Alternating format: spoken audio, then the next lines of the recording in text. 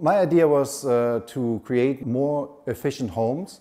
So I was looking at the market, I researched, I checked. The goal at the end of the day was to reduce the energy in order to save that money.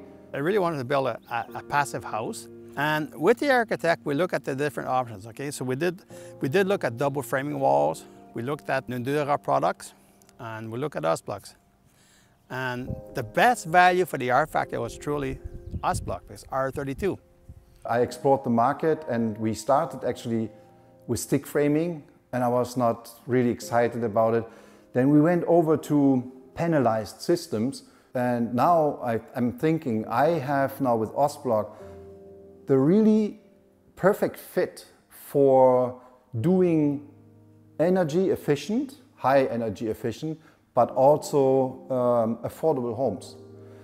So when you build a stick framed home, the contractor, electrician or a plumber, he's estimating then your heat consumption with 10 to 12 watt per square foot.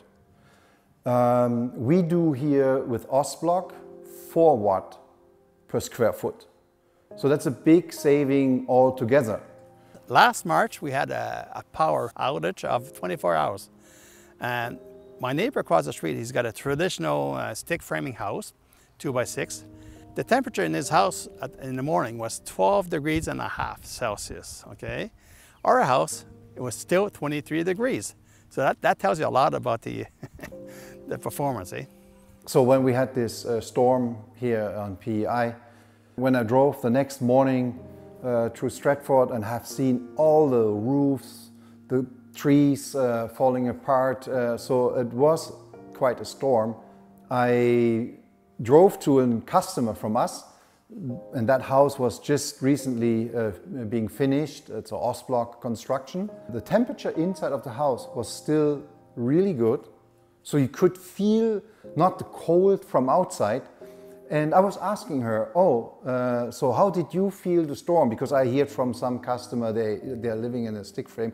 Oh, we couldn't sleep the night, it was very loud, it was rattling everywhere.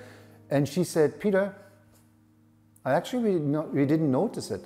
It's much more airtight than a stick framed home. So over the time of a house, I would say, let's say you're living 25, 30 years in a home, I would say you can easily save $100,000 and more plus interest.